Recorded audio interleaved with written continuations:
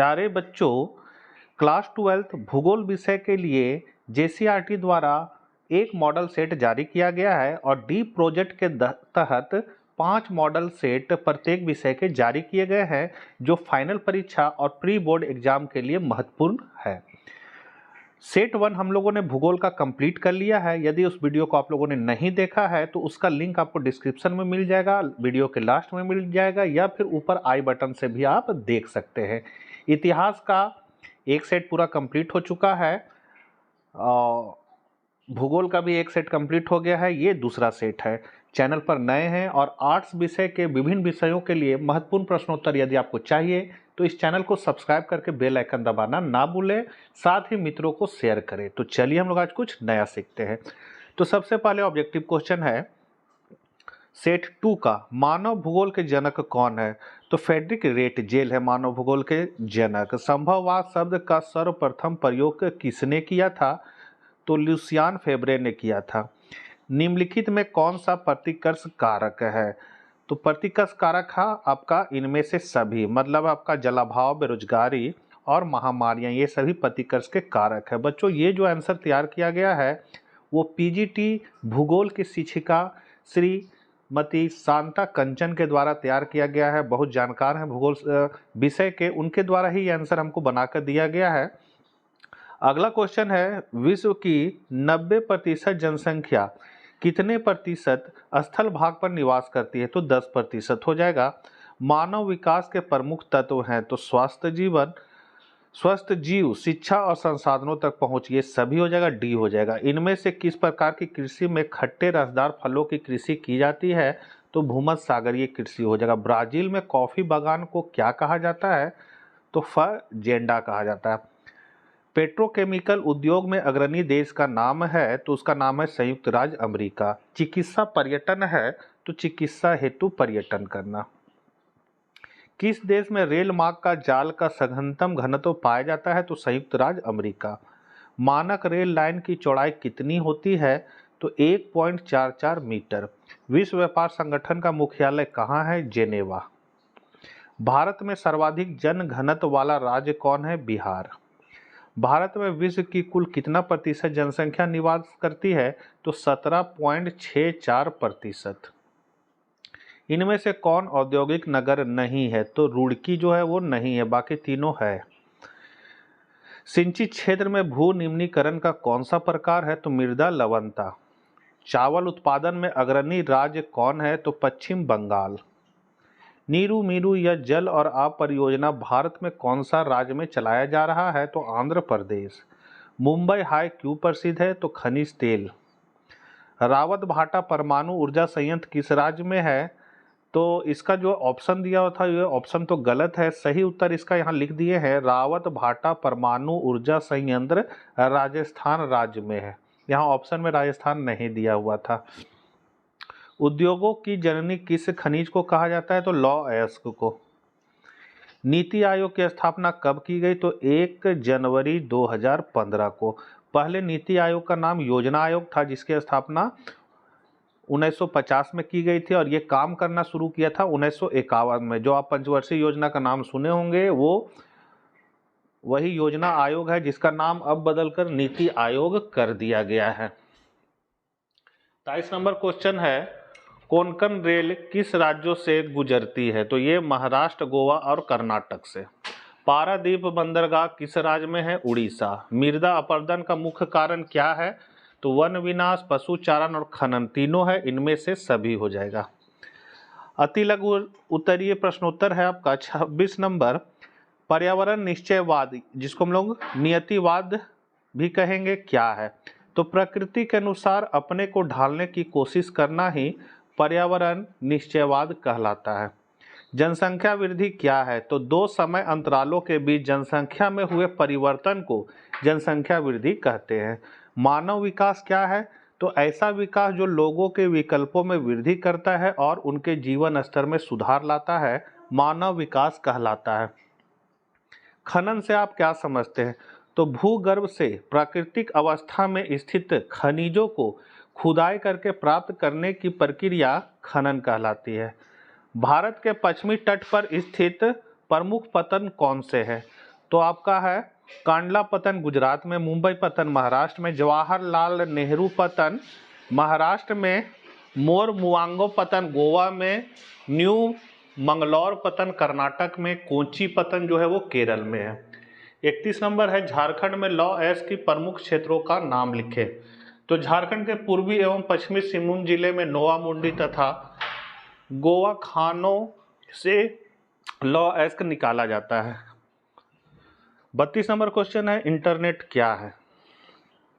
तो internet computer का एक विश्वव्यापी नेटवर्क है जो संपूर्ण देश अथवा महादेशों के पार फैला होता है। यह लाखों उद्यमी, सरकारी एजेंसियां, शैक्षणिक संस्थाओं एवं व्यक्तियों को परस्पर जोड़ता है। खरीफ फसलों के नाम लिखिए। तो खरीफ फसल भारत में दक्षिण पश्चिम मानसून के आरंभ के साथ बोई जाने वाली एवं शरद ऋतु में काटी जाने वाली फसल है। जैसे चावल, बाजरा, जूट, गन्ना, कपास आदि प्रमुख खरीफ फसलें हैं। भारत में सर्वाधिक जनसंख्या किन राज्यों में केंद्रित है। तो सबसे ज़्यादा जनसंख्या आपका उत्तर प्रदेश में है। 2011 की जनगणना के अनुसार आप डाटा देख सकते हैं। महाराष्ट्र में आप देखिए, बिहार में देखिए, पश्चिम बंगाल है आपका। तो सबसे ज़्यादा आपका उत्तर प्रदेश में है और फिर मध्य प्रदेश है। तो 5 यहाँ राज्य दिया हुआ है, आप डाटा देख सकते हैं। अगला लघु उत्तरीय प्रश्न है आपका, मृदा ह्रास क्या है। इसके लिए उत्तरदायी 3 कारकों को लिखे। तो मृदा ह्रास, यहाँ ह्रास हो जाएगा, ठीक है, इसको सुधार लीजिएगा।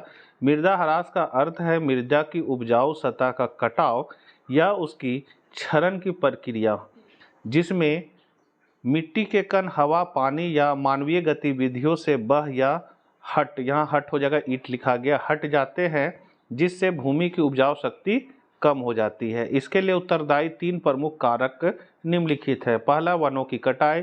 दूसरा, अत्यधिक चराई। त्रुटिपूर्ण कृषि पद्धतियाँ। ये 3 है। 36 नंबर क्वेश्चन है, भूमध्य सागरीय कृषि की 3 विशेषताएं लिखे। तो पहला विशेषता है भूमध्य सागरीय कृषि अति विशिष्ट प्रकार की कृषि है। दूसरा, अंगूर की कृषि इस कृषि की प्रमुख विशेषता है। तीसरा, यह कृषि मुख्यतः यहाँ की लंबी ग्रीष्म ऋतु, शीतकालीन वर्षा और शुष्क एवं अकालग्रस्त अवधि में कृत्रिम सिंचाई द्वारा प्रभावित रहती है। शीत ऋतु में जब यूरोप और संयुक्त राज्य अमेरिका में फलों एवं सब्जियों की मांग होती है, तब उनकी पूर्ति इसी क्षेत्र से की जाती है। 37 नंबर क्वेश्चन है आपका, सड़क परिवहन रेल परिवहन की अपेक्षा अत्यधिक महत्वपूर्ण है, कैसे स्पष्ट करें।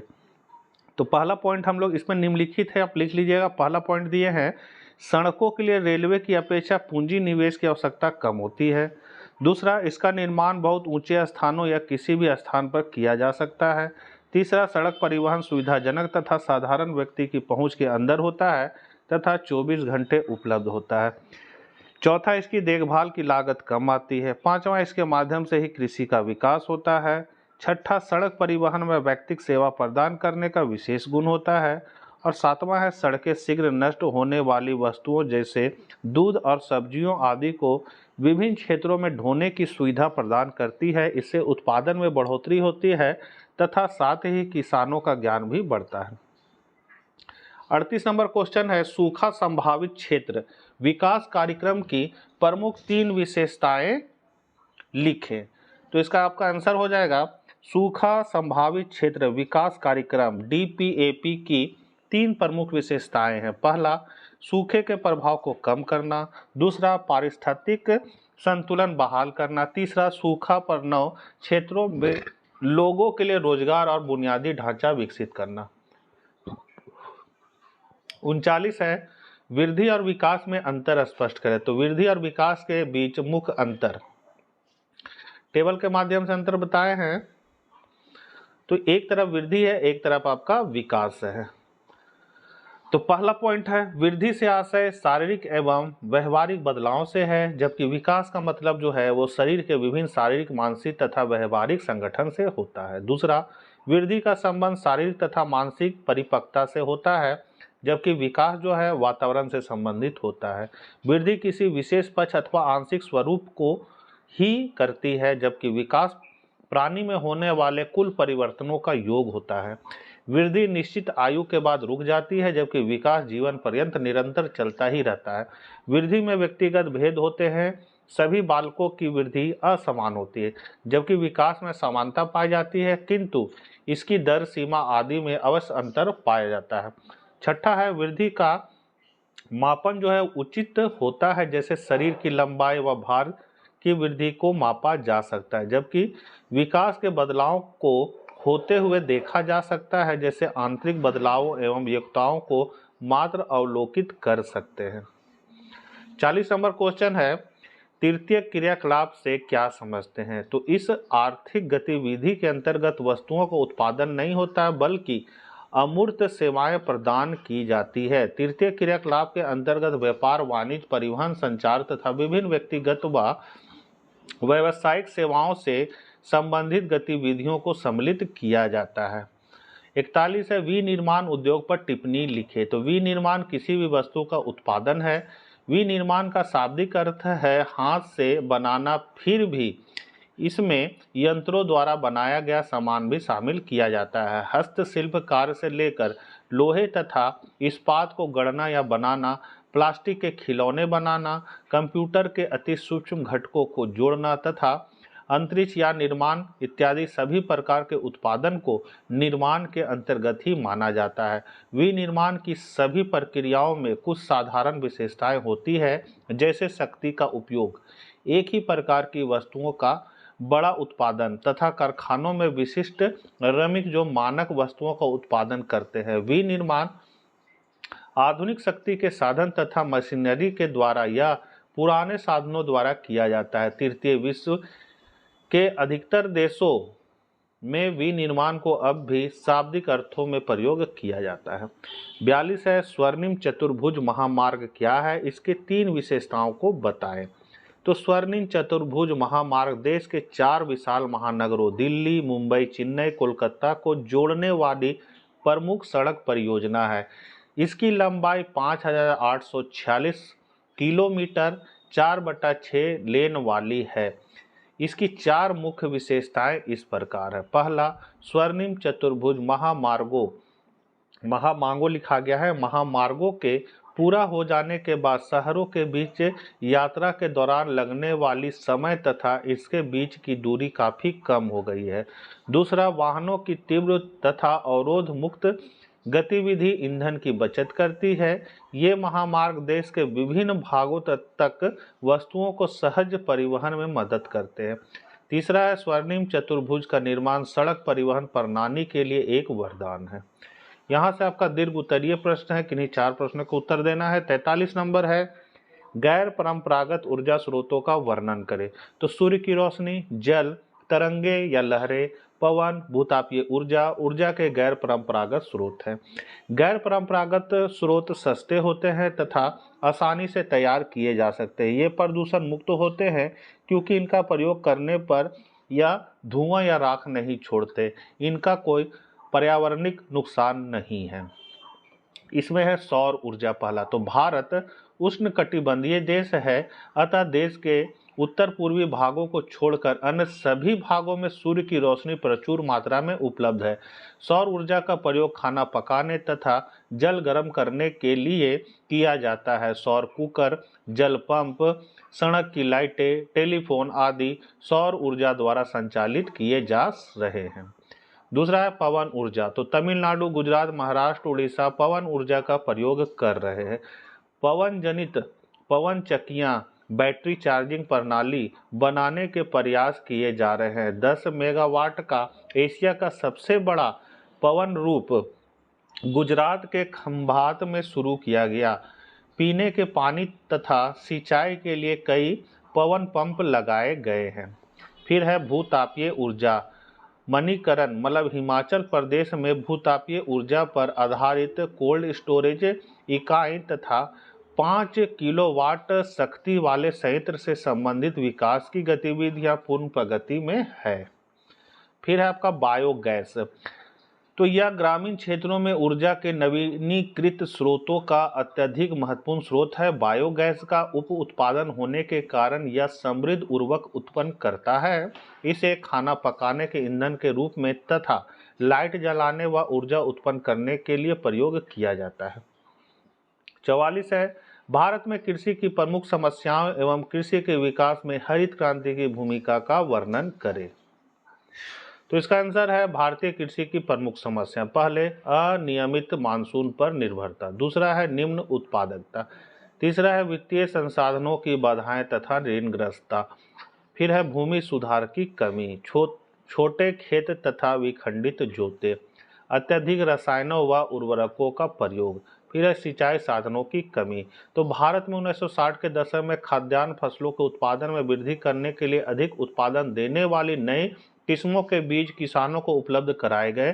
किसानों को अन्य कृषि निवेश भी उपलब्ध कराए गए, जिसे पैकेज प्रौद्योगिकी के नाम से जाना जाता है, जिसके फलस्वरूप पंजाब, हरियाणा, उत्तर प्रदेश, आंध्र प्रदेश, गुजरात राज्यों में खाद्यान्नों में अभूतपूर्व वृद्धि हुई। इसे हरित क्रांति के नाम से जाना जाता है। हरित क्रांति की निम्नलिखित विशेषताएं: पहला, उन्नत किस्म के बीज, दूसरा, सिंचाई की सुविधा, तीसरा, रासायनिक उर्वरक, फिर आपका चौथा, कीटनाशक दवाइयाँ, और लास्ट है कृषि मशीनें। 45 नंबर है उद्योगों के अस्थायीकरण को प्रभावित करने वाले कारकों की व्याख्या करें। तो वे कारक जो किसी उद्योग की स्थापना में अपनी महत्वपूर्ण भूमिका निभाते हैं, उन्हें अस्थायीकरण के कारकों के रूप में जाना जाता है। उद्योगों के अस्थायीकरण के प्रमुख कारक निम्नलिखित हैं। पहला है कच्चा माल। तो कच्चा माल किसी उद्योग का आधार है। कच्चा माल सुगमतापूर्वक, पर्याप्त तथा सस्ते दर पर उपलब्ध होना चाहिए। जिन उद्योगों में प्रयुक्त कच्चा माल भारी, सस्ता तथा निर्माण के दौरान वजन कम हो जाता है, वे उद्योग कच्चे माल के स्रोत के समीप अवस्थित होते हैं। इसी प्रकार जल्दी खराब होने वाली वस्तुओं से संबंधित उद्योग फल, सब्जी, दूध, मछली आदि कच्चे मालों के स्रोत के समीप ही स्थापित होते हैं। गैर ह्रास मूल्य को उद्योगों जैसे सूती वस्त्र उद्योग इनके कच्चे माल के स्रोत अथवा बाजार कहीं भी स्थापित किए जा सकते हैं। इससे परिवहन व्यय में कोई अंतर नहीं आता है। दूसरा है शक्ति के साधन। तो कोयला, पेट्रोलियम, जल विद्युत, प्राकृतिक गैस, वे परमाणु ऊर्जा प्रमुख शक्ति संसाधन हैं। लौह इस्पात उद्योग कोयले की खदानों के समीप स्थापित होते हैं। एल्युमिनियम उद्योग सस्ते जल विद्युत उत्पादक क्षेत्रों में स्थापित होते हैं।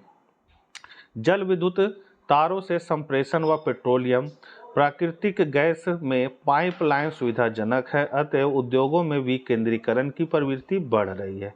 तीसरा है परिवहन व संचार के साधन। तो परिवहन लागत का औद्योगिक इकाई की अवस्थिति में महत्वपूर्ण स्थान होता है। संचार साधनों का महत्व भी औद्योगिक विकास में सहायक है, अतएव इनकी सुलभता औद्योगिकरण को प्रभावित करती है। चौथा है बाजार। बाजार उद्योगों के अस्थायीकरण का प्रमुख कारक है।